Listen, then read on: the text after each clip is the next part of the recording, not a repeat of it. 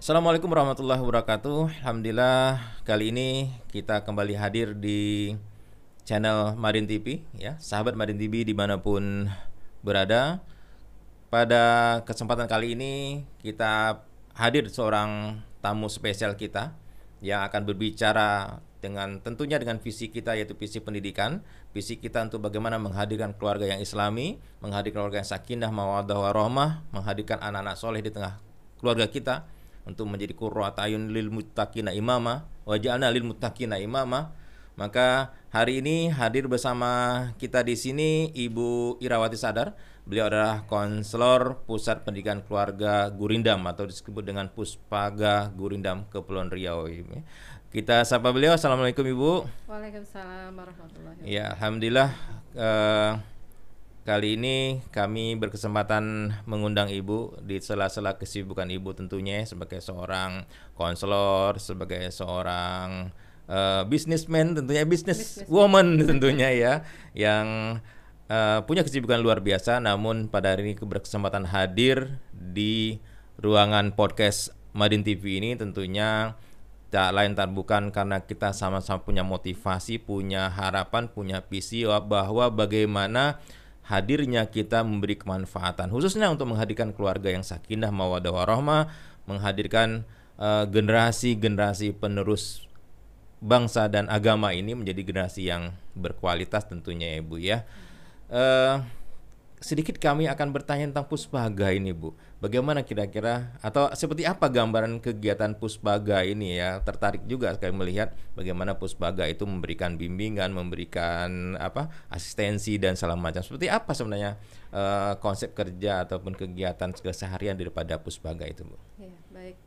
Terima kasih Pak Nasrum. Assalamualaikum warahmatullahi wabarakatuh. Waalaikumsalam warahmatullahi wabarakatuh. Saya ingin menyapa sahabat Madin TV juga. Selamat sejahtera, semoga selalu dalam keadaan bahagia dan sehat dan dalam ridhonya. Baik, Puspaga apa sih itu Puspaga gitu Puspaga ya, ya. Jadi kalau Puspaga itu kami konselor Puspaga Gurindam. Puspaga yang ada di bawah Pemberdayaan Perempuan Provinsi Kepri. Nah, Puspaga itu singkatan dari Pusat Pembelajaran Keluarga. Pusat Pembelajaran ya. Saya salah dong tadi Pusat Pendidikan saya bilang ya. Pusat Pendidikan itu sekolah gitu ya. Iya. Iya. Karena Pak Nasum di sekolah jadi iya, jadi pilihnya pendidikan gitu ya. Jadi nama sesuai dengan namanya Pusat Pembelajaran Keluarga, di situ tidak hanya sifatnya konseling saja sebetulnya kegiatannya. Jadi banyak juga tentang edukasi keluarga, kemudian sosialisasi yang sekarang kita sedang gencar-gencarnya sosialisasi, hanya karena dalam masa pandemi sosialisasinya juga harus dengan prokes ya, prokes yang ketat gitu. Dan kalau dulu sebelum pandemi biasanya kita sering bikin acara yang pesertanya juga cukup banyak ya. Karena sekarang berarti ya kadang-kadang salah satunya dengan podcast juga gitu ya, edukasi keluarga lewat podcast, kemudian kelas privat parenting juga kelas ada. Privat parenting ya, artinya konsultasi secara bisa secara pribadi kalau memang terlalu privacy masalahnya, atau bisa juga kalau kami diundang untuk membuat kelas privat. Jadi in-house satu kelas gitu ya, in-house gitu ya. Jadi satu kelas itu bisa 5, 10, 12 gitu. Paling banyak 12 lah kira-kira. Fokusnya seperti apa? Fokus pembicaraan ataupun diskusi yang pembicaraan ya tentang keluarga, segala yang menyangkut tentang keluarga, tentang perempuan, khususnya perempuan dan anak gitu. Karena concern pemberdayaan perempuan kan perempuan dan anak gitu. Nah, cuma ini dikaitkan dengan karena perempuan dan anak terkait dalam unsur keluarga. Sebetulnya kalau bicara tentang keluarga kan bukan hanya perempuan dan anak ya, nanti Pak Nasrum juga kok laki-laki nggak dimasukin? Lagi nggak dimasukin ya. Padahal di keluarga itu ada laki-laki juga sebagai keluarga ya. Jadi, atau karena mungkin objek ini ya, objeknya laki-laki ya, objek bullying, objek kekerasan mungkin itu ya. juga mungkin yang kita perlu selaraskan pemikiran di masyarakat. Jadi bahwa sebetulnya kan perempuan bukan objek bullying ya, bukan objek kekerasan. Jadi hari ini kan di masa-masa sekarang bahkan juga bisa ditemukan laki-laki mengalami kekerasan, betul nggak Pak Nasrum? Betul. Ya, jadi intinya bagaimana kita bisa membangun sebuah mulai dari individu pribadi yang baik, kemudian ketika berkeluarga yang terbangun adalah keluarga yang sakinah mawaddah warahmah. Iya. Sebenarnya di bimbingnya perempuan mungkin menjadi keuntungan juga bagi laki-laki Ibu ya. Betul, Paling betul. tidak merepetnya dikurangi Ibu ya. Iya, sering terganggu dengan Iya, merepetnya perempuan. Iya. iya. Baik, kita sebentar lagi nih dalam hitungan hari lah ya mungkin ya. Kurang dari 1 bulan kita akan bertemu dengan bulan Ramadan.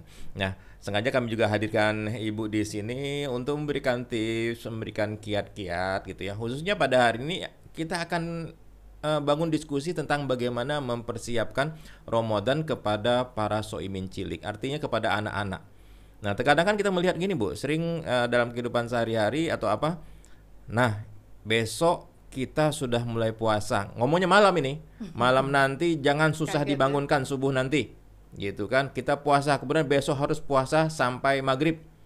Nah, jadi anak tuh dikaget seperti itu. Akhirnya mungkin ya harus bangun pagi-pagi, ya harus tidak makan.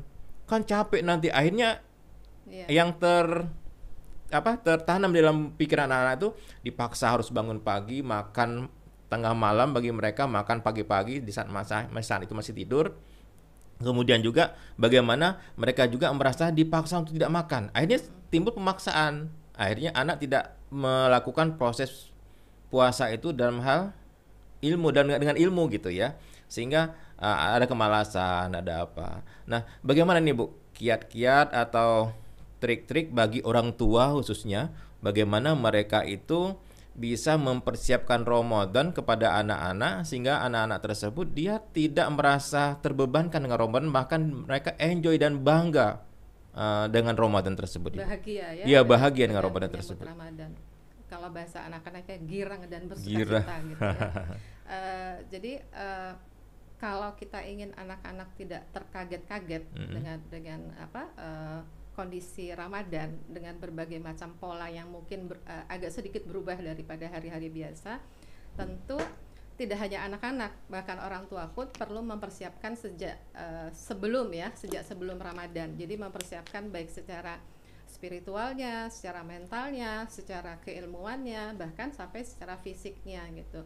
Jadi apalagi kalau untuk anak-anak, mungkin maksud Pak Nasrum di sini kan anak-anak yang usia TK ya, usia mungkin TK, mungkin usia SD yang kelas rendah gitu jadi yang kalau diharapkan ketika dia mulai masuk usia SMP ke atas dia sudah paham, lebih tangguh siap, dan lebih gitu. menghayati gitu Ya, ya Pak ya. gitu. Ya. Jadi ada secara garis besar ada 4 persiapan yang harus disiapkan orang tua untuk mengondisikan bagaimana supaya anak itu juga semangat. Nah, sebelum 4 ini maka yang ingin kita ingatkan pada diri kita sebagai orang tua dan teman-teman sahabat Madin semua, bahwa orang tua juga sebelum mempersiapkan anak harus mempersiapkan dirinya gitu ya. Bagaimana mungkin anak bisa bersukacita menyambut Ramadan kalau orang tuanya aduh. Ramadan gitu ya. Pasti nih banyak pengeluaran, belum lagi beli apa istilahnya? Beli berbukaan ya, beli untuk berbukaan buka, gitu belum ya. lagi sebentar lagi mau lebaran. nyiapin lebaran. Aduh banyak lah. Nah, kalau orang tuanya sudah stres duluan seperti itu, maka itu akan menular, akan ini kepada anak gitu, energi negatifnya. Maka orang tuanya juga harus paham, artinya apa? Orang tuanya juga harus menyiapkan spiritualnya, gitu ya, spiritualnya, kemudian ilmunya. Kemudian itu tadi yang 4 tadi, spiritual, ilmu, kemudian nutrisi, kemudian materi gitu. Materi ya. juga harus dipersiapkan dan itu kita perlu istilahnya kita sampaikan, kita edukasi ke anak-anak kita dengan cara apa? Contohnya misalnya paling mudah adalah dengan bercerita gitu. Jadi sebelum masuk Ramadan bahkan misalnya para sahabat itu bahkan 6 bulan sebelumnya sudah mempersiapkan kedatangan Ramadan kan gitu kan. Nah, cerita-cerita ini bisa disampaikan kepada anak-anak kita ya, dengan gaya berkisah, berkisah. Jadi, sahabat-sahabat Rasulullah dulu sudah mempersiapkan puasanya itu bahkan 6 bulan loh, Nak gitu. Dengan cerita yang antusias, dengan gaya yang menarik sehingga wah, iya ya Bun ya gitu. Jadi dia juga antusias. Nah, kemudian masuk bulan Rajab, maka ceritakan juga tentang keutamaan bulan Rajab, bahwa bulan Rajab ini adalah kalau di hadis dikatakan bulan Rajab adalah saat menanam benih, gitu kan, saat menanam benih. Nah, apa yang dilakukan pada bulan Rajab? Ya bersiap-siap, mulai mengevaluasi ibadah, mungkin mulai meningkatkan ibadah, kemudian anak karena di persiapan tadi kan ada 4 tadi, salah satunya materi ya, menyiapkan materi. Ajak anak mulai misalnya menyisihkan uang jajannya gitu, kemudian ceritakan tentang keutamaan orang yang bersedekah pada bulan Ramadan. Betapa dilipat gandakan loh nak gitu ya. Jadi itu sudah kita sampaikan semua gitu.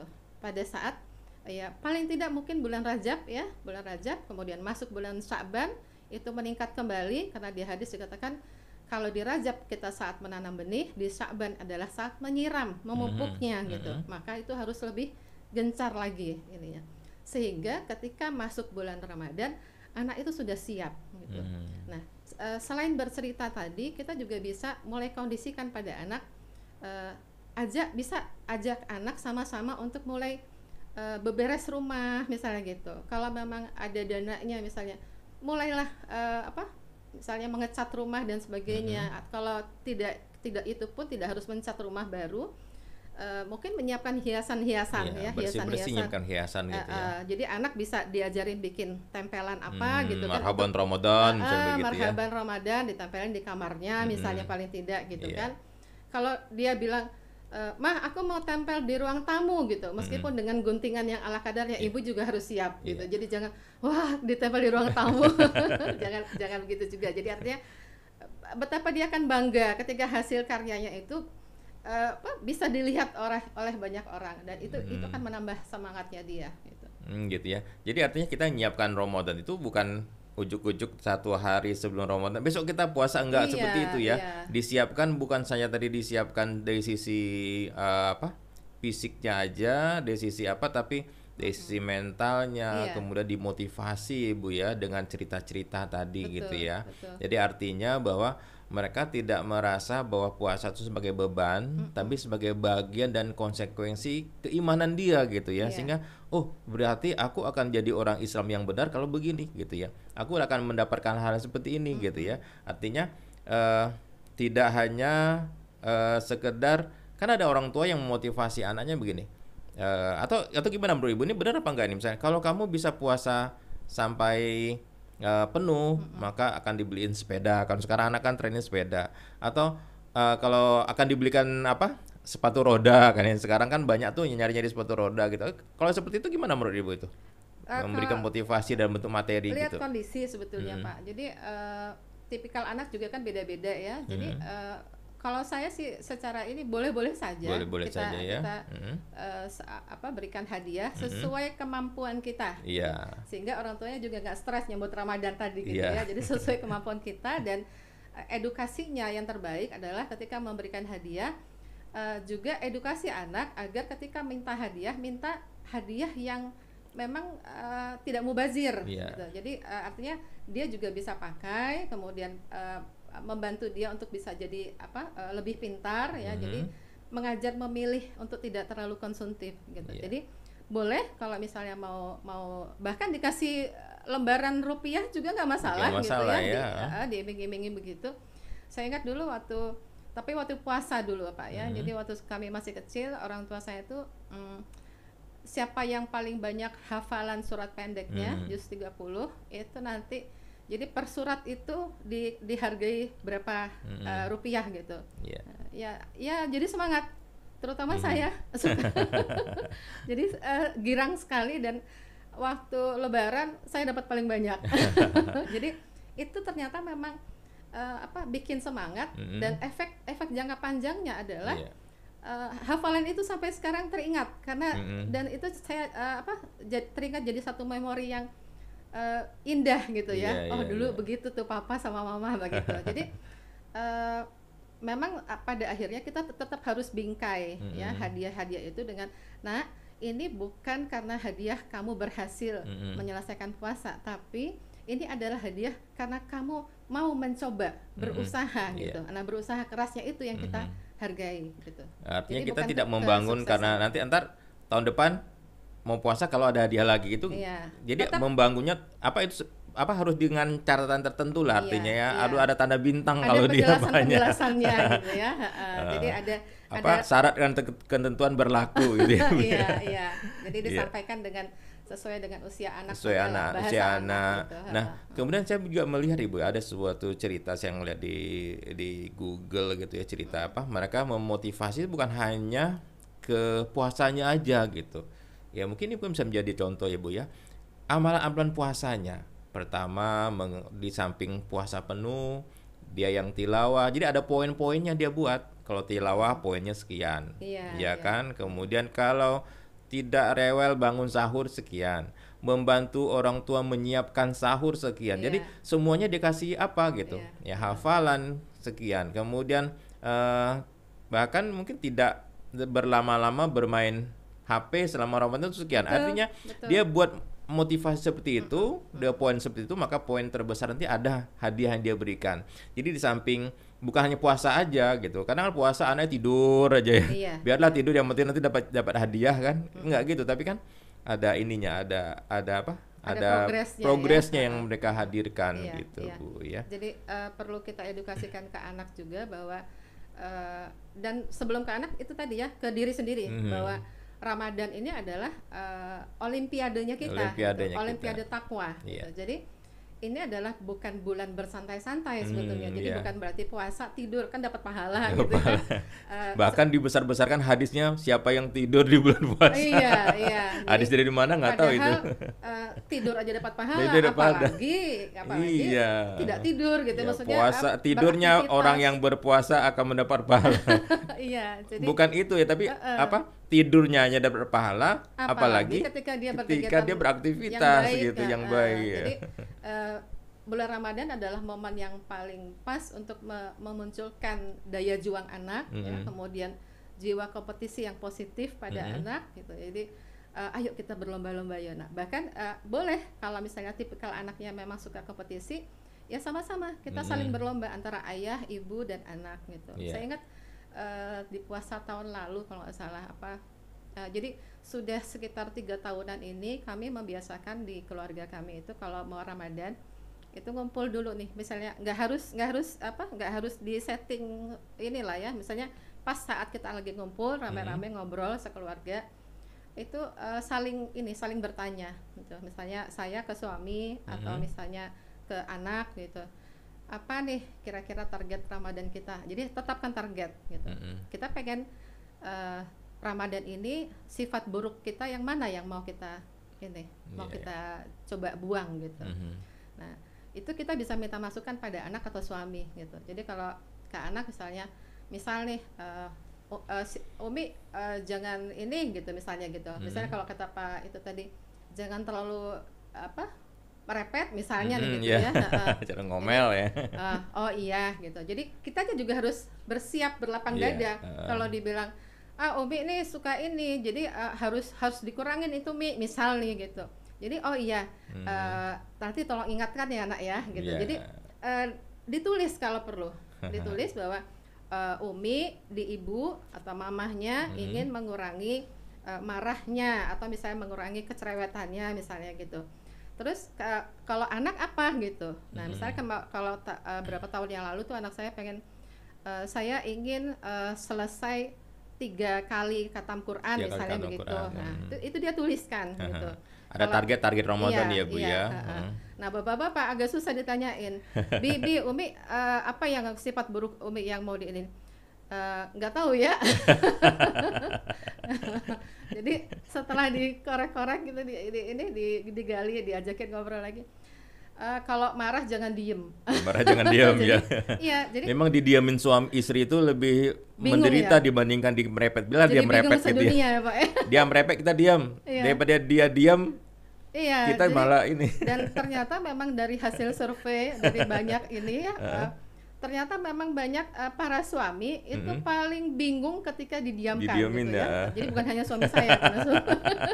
Jadi itu yang jadi ini kan. Nah, ketika kita buat target yang jelas kemudian kita tulis, itu akan lebih memudahkan kita untuk fokus. Iya. Nanti kalau udah mulai, misalnya saya sudah mulai kita ya udah mau mulai banyak ngomelnya lagi, oh iya kan targetnya hari ini Iya. gitu, bulan ini Dan mungkin ini. dengan mencatat tadi, anak menjadi merasa bangga bahwa ternyata usulannya ditanggapi serius iya, gitu itu ya. juga bagian dari itu Iya. tadi. Jadi bagaimana kita menghargai anak, kemudian kebersamaan juga kan begitu kan, bahwa keluarga itu saling dukung loh gitu, Iya, saling iya. mengingatkan, bukan saling menjudge atau saling memarahi, menghakimi gitu. Itu Gitu bisa ya. dibuat Bisa lah, dibuat begitu ya. jadi Luar budaya biasa. keluarga. Jadi ada masukan bagi kita bagaimana tadi mempersiapkannya jauh-jauh hari, Iya, bahkan dari bulan Sa'ban gitu ya. Dari bulan Rajab ya, dari bulan Rajab.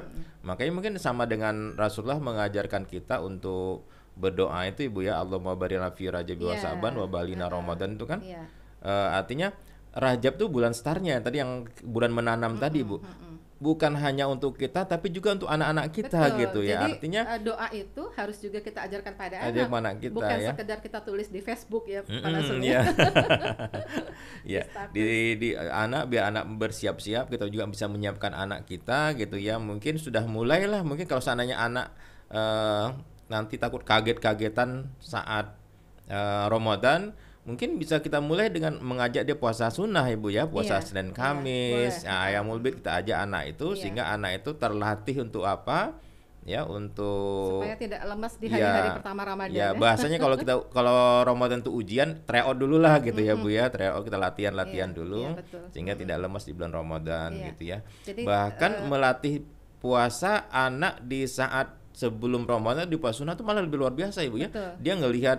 Dia tidak tergoda dengan melihat kawan-kawannya yang sedang tidak berpuasa, ataupun dia puasa sampai ikut temannya main dan segala macam. Itu mungkin lebih puasa yang seperti ini aja aku bisa, apalagi puasa Iya, Ramadan betul. semuanya gitu kan. Apalagi semua puasa Semuanya pada puasa, bulan Ramadan. iya.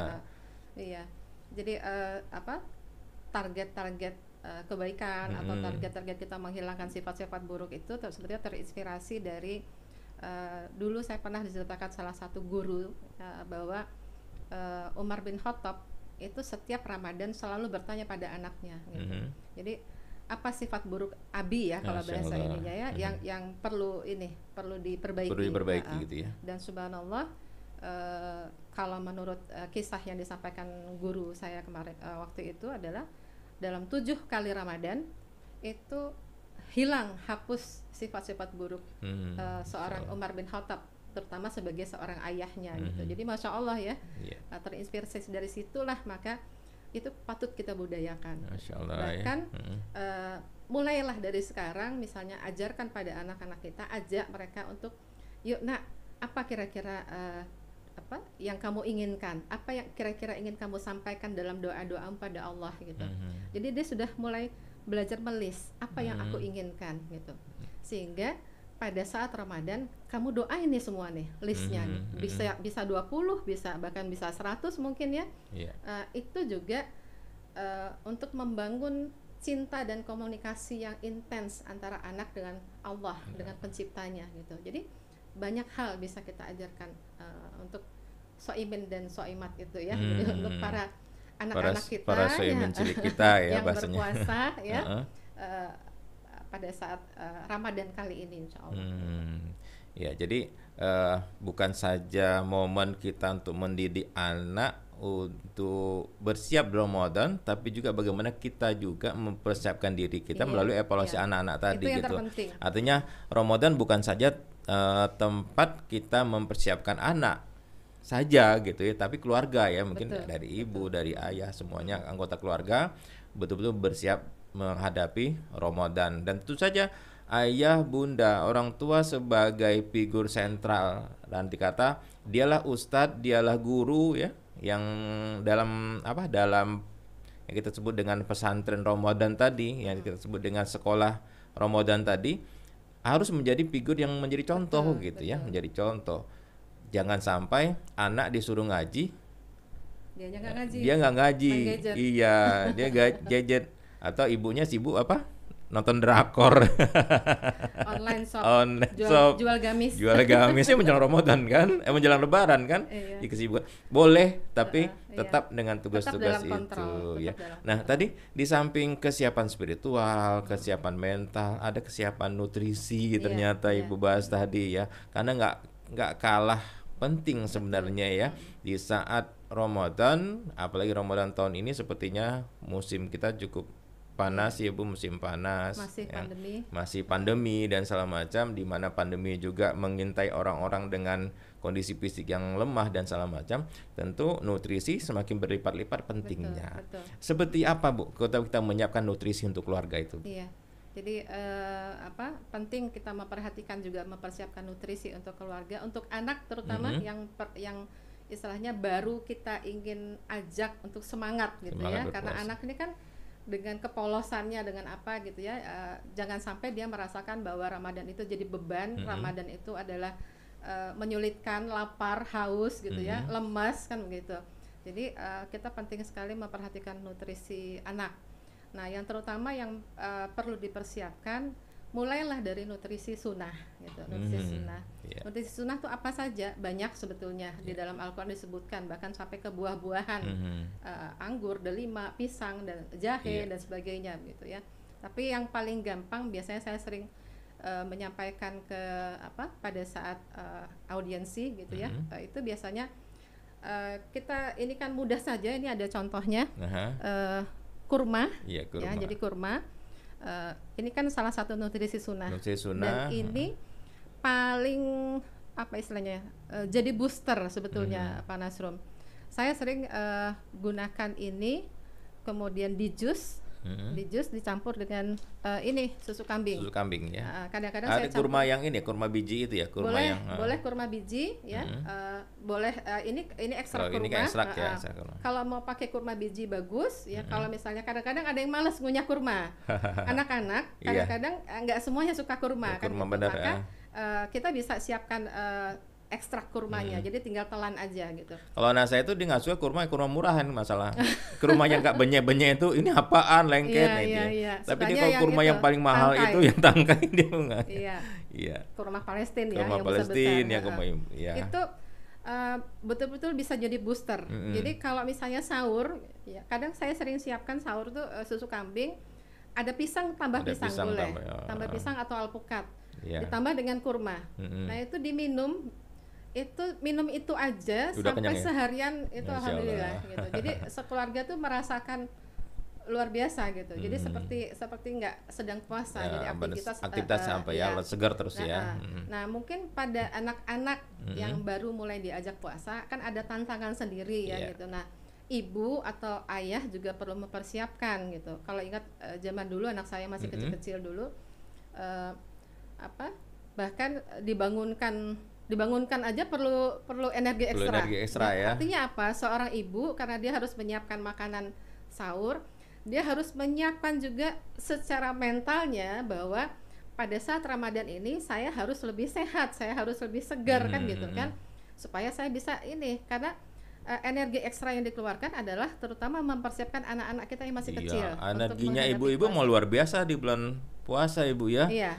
Tidur paling akhir, nanti bangun lebih paling awal. Siang Manasin yang lain masakan bisa dulu. siang yang lain bisa tiduran, siang meski nyiapin berbukaan ya. Iya, jadi luar biasa. Belum lagi nanti ketika membangunkan anaknya mungkin susah disuruh diajak ke kamar ke ruang makan kan begitu kan. Ya nggak apa-apa kalau untuk anak yang memang baru belajar puasa, kalau perlu kita bawa makanan itu ke kamarnya. Atau dia digendong ya Bu ya? Iya, boleh digendong. Atau dulu tuh bahkan dia nggak mau keluar gitu anak saya, ya udah saya bawa nasinya, saya bawa minumannya. Kalau perlu disuapin ya disuapin gitu. Gitu. Jadi pokoknya apa yang dia nyaman aja lah dulu gitu. Jadi yang penting dia mau belajar puasa. Dia gitu. mau belajar, kemudian dibantu dengan mencukupkan nutrisi dia, sehingga dia juga bisa lebih kuat Ibu ya. Dan ada momen sederhana yang perlu kita mungkin bisa kita budayakan ya, bahwa ketika kita membangunkan anak, siapkan dulu makanannya, makanan yang dia paling suka misalnya gitu, siapkan dulu, baru kita bangunkan. Atau dengan diskusi bisa nggak dengan diskusi misalnya sebelum tidur. sahurnya mau makan apa, Boleh, gitu iya. ya. Jadi kalau bisa sebelum tidur malah dikondisikan gitu kan. Jadi udah nanti Bunda siapkan ini ya gitu, atau Umi siapkan ini. Jadi kita ketika bangun, nak bangun sayang misalnya, udah waktu sahur, Umi udah siapin ini loh buat kamu gitu. Jadi kita siapkan, menunjukkan bahwa kita betul-betul ingin loh memberikan yang terbaik buat anak gitu. Jadi jangan bangun dulu baru kita siapin. Gitu ya. Jadi kita yang keteter juga kan. Nambah ininya nambah kan kerjaannya. gitu. Jadi kemudian pada anak yang misalnya masih kecil kan kadang-kadang dia belum sanggup puasa sehari penuh gitu.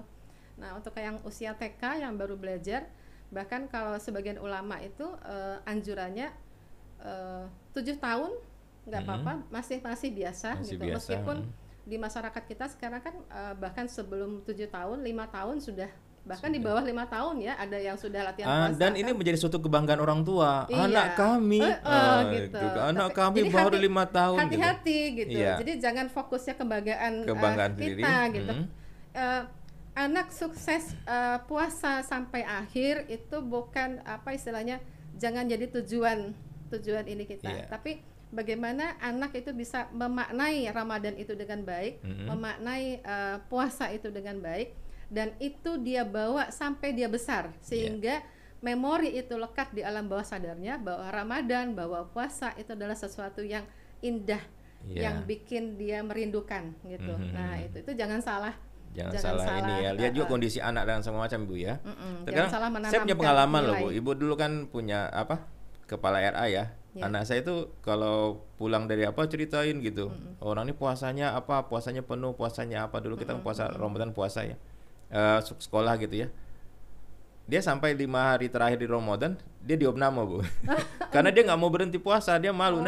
Nanti kalau Bunda di sekolah nanyain kayak mana kalau berbuka, kalau nggak puasa, saking semangat dia gitu ya dengan pendidikannya. Gitu. Iya, jadi itu tadi perlu kita istilahnya cek-recek ya, seberapa yang diterima oleh anak ya, pemahaman anak tuh benar nggak gitu. Karena kadang-kadang kita sudah membahasakan dengan kita pikir benar, ternyata sampainya diterjemahkan anak lain gitu. Betul.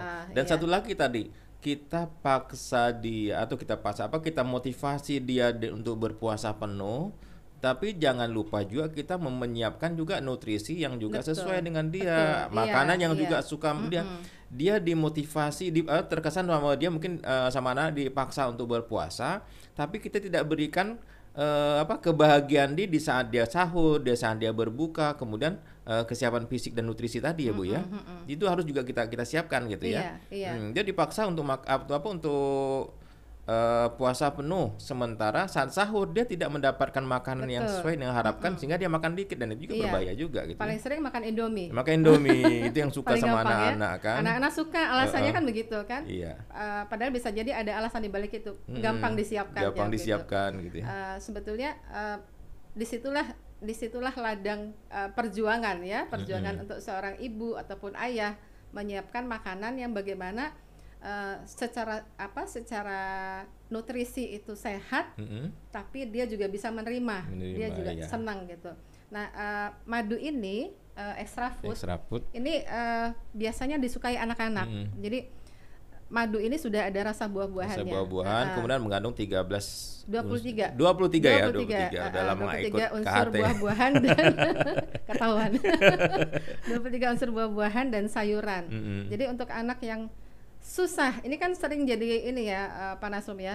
Anak saya susah, apalagi sahur disuruh makan sayur, makan gitu, sayur, makan sayur gitu atau buah gitu. Buah, maka mensiasatinya adalah bisa diberikan ini, jadi sunahnya dapat, kemudian sehatnya juga dapat. Gitu nah kalau anak saya biasanya saya tambahkan ini spirulina ya. Jadi spirulina ini juga bisa sebagai pengganti sayur. Nah, jadi klorofil dan anak saya sih alhamdulillah cocok ini. Jadi kalau dia sudah mulai agak bersin-bersin, kemudian suaranya sudah agak-agak serak gitu. Biasanya gitu saya minta dia minum itu aja gitu. Jadi kadang-kadang dia udah ini aja. Mi, ada nggak usah makan sayur ya, makan itu aja ya. ini aja. Ya sudahlah nggak apa-apa. Tapi yang penting nutrisinya dia ketika bulan Ramadan itu Cukup ya, terpenuhi, terpenuhi ya. tercukupi. Karena ketika itu tadi, ketika sehat, ibadah pasti lebih Lebih nyaman, nyaman ya. ya. Perasaan riang gembira itu dapat pasti Iya. gitu. Kalau sakit, jangankan kita mau riang, mau gembira sukacita kan ya Iya. Pak Nasrul ya, itu pasti udah bawaannya udah bete Udah aja, bete, udah bad jutek mood aja kan ya. gitu kan, senyum aja susah Sebenarnya gitu. susah betul ya. Jangankan anak-anak orang tua Orang tua juga seperti itu iya, ya. iya. Ya.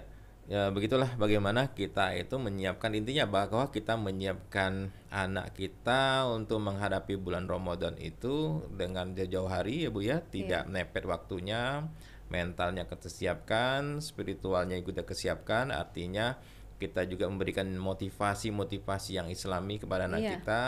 Boleh kalau kita menambahkannya dengan motivasi-motivasi yang lain, misalnya dengan memberikan hadiah ya Bu ya, atau tadi itu memberikan, Asal jangan berlebihan. jangan berlebihan dan sesuai Iya. dengan kemampuan kita gitu Iya, ya. iya. Kemudian juga bagaimana orang tua juga tak kalah penting harus menyiapkan diri dia, sehingga diri dia itu betul-betul bisa menjadi figur yang menjadi rujukan Betul, bagi anak-anak betul. dalam hal Iya. kegiatan Ramadan Iya. tadi ya. Suksesnya pengasuhan itu ya dari keteladanan Dari keteladanan tadi ya.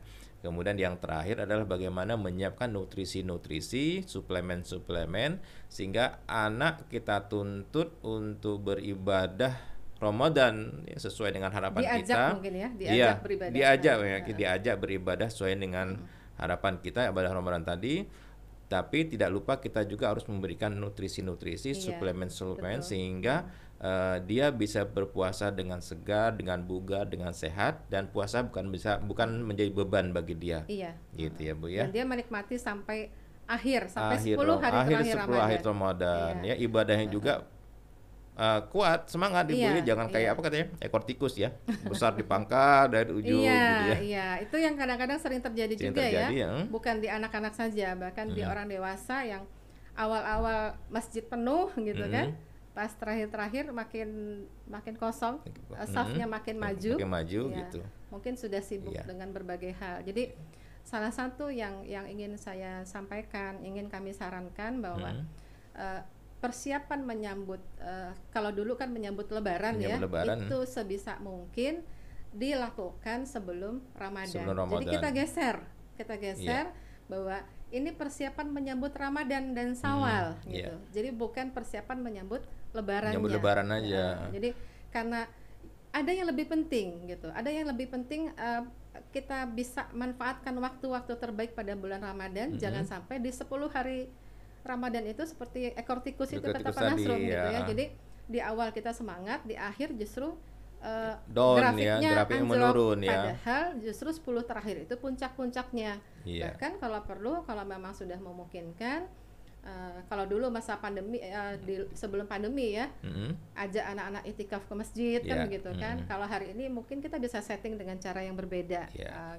dengan sesuai dengan kondisi yang Dengan ada. kondisi gitu. yang ada ya. Kalau dilihat di Masjidil Haram kan kalau akhir Ramadan kan sampai keluar itu jamaahnya, Iya, nggak muat iya. ya. Dan Kita itu juga jadi- sampai keluar juga.